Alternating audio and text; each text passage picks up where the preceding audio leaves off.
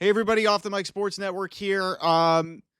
So I've talked extensively, and I've kind of ramped it back up. Now post All-Star break, and now LeBron and Luka are playing again, and they obviously played against the Mavs on Tuesday. There was a report, interestingly enough, that came out in the Athletic from Sam Amick, longtime NBA writer, and it said the Mavs had issues with Luka Doncic's social habits, like smoking hookah and drinking beer. You know what this sounds like to me, guys? This sounds like a team that knows that they fucked up. They screwed up. They know. And I mean, I could have told them, hey, this was a bad idea to trade Luka Doncic for one really good all-star who's almost past his prime, one first-round pick and a decent young player. I could have told them that, but hey, you know what? I'm not an NBA executive, but hey, this sounds like it was a personal issue, but the fact that this stuff is going through back channels and to longtime NBA writers, and guys, it's no secret that Luka has never been the most physically fit guy. Okay? That's not his game is not his athleticism, or as Wade Barrett would say for you WWE fans, athleticism. It is not about athleticism for Luka Doncic. It has always been about his creativity and his ability to shoot the ball and pass the ball, which is not so much, which is more skill than it is athletics. So for this report to come out, and here we are, what have they played? What, 5, 6, 7 games since the trade? Because it was right before the deadline. And now you've got this report coming out basically saying, and Sam Amick has been around the NBA for a long time. He wouldn't be reporting this if he didn't hear it from somewhere. But this is a bad look for the Dallas Mavericks. And anybody who's trying to tell me that this was a good basketball decision, like from a basketball perspective, I can understand it. Some logistically, you have 3 bigs. You still have Kyrie Irving, who could score. Anthony Davis is an all NBA player. But when you're trying to put asterisks on Luka Doncic and these things start getting out into the media, that tells me that the Mavs know that they are trying to justify this with every fiber of their being to try and just, say, hey, we were justified. We did the right thing. No, you didn't. Because Luka Doncic is going to go on to have multiple All-NBA seasons. He's already got 5 of them, and he's going to turn 26 very shortly. And Steph Curry doesn't even have it. Steph Curry's like 10 years older than him. So Luka Doncic is going to continue to be one of the great players in the NBA. LeBron maybe has his best running mate in his entire career. You may have prolonged LeBron James's career because he may want to stick around and be a part of this and pass the baton to Luka. That's another part of this nobody is talking about. So, again, I said it on Tuesday after the Lakers beat the Mavs, and granted it was a close game. The Mavs already know. Well, I've already said that the Lakers have won this trade. But what this quote told me, and I guarantee you we're going to start hearing more of this shit as more of this stuff around this trade continues to, get out into the media.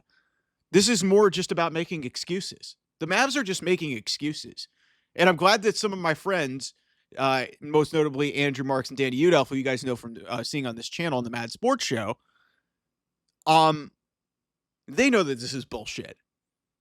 There's no fundamental way that you can justify this. Because even if, from a basketball perspective and lining things up, it makes sense, you've shortened your window, you didn't get maximum value, you didn't negotiate with teams and put him up for sale, which would have put up his price even more. And now you're putting all of these excuses, basically saying, yeah, we were concerned about his social habits, including drinking beer and smoking hookah. There was a video of Michael Finley grabbing a beer in the back after they won the Western Conference in Minnesota. Like, at least embrace it. If you're at least wear this and try to disguise this as something. But when more of these stories come out, and yes, they are not officially coming from the Mavs, but it is coming from somewhere reliable.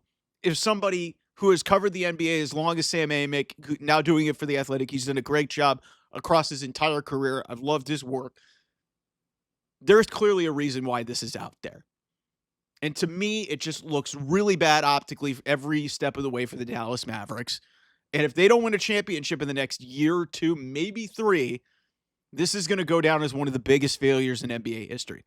Because mark my words, I think the Lakers are going to win a championship with Luka Doncic. I absolutely think that that's going to happen because they know how to surround superstars with talent. Like, look at every phase of superstar that this organization has had ever since the Buss family has owned it. You had Magic, you had Kareem, you had Shaq, you had Kobe.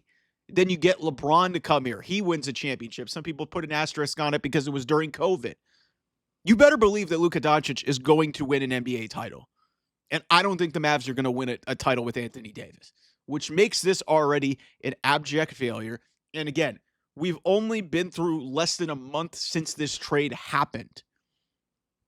It literally happened like February 1st, February 2nd, start of the month. We're near the end of February, and the Mavs are already starting to make excuses. What does that tell you? They regret it. They know that they screwed up. And frankly, somebody should have just flagged them and basically said, yeah, this is a bad idea. But hey, they're hung up on, hey, we don't want to spend $300 million on a guy who already has been a 5 all NBA teams, despite all of the crap that people have on him. Like, that's the thing that gets me. Everybody likes to knock on Luka's conditioning or his personality is a little bit abrasive. He whines to the officials. Yet still, this guy at 25, 26 years old is already one of the 5 to 10 best basketball players in the world. And at some point, he may be the best. Because and it's not even just that you traded. You traded a global superstar, global phenomenon, and you put him in the number 1 media market in your own conference. You basically just gave him away. So of course the Mavs are going to try and come up with excuses because this has gone horribly for them already, and it's not going to get any better. Anyway, I'll see you guys soon. Bye-bye.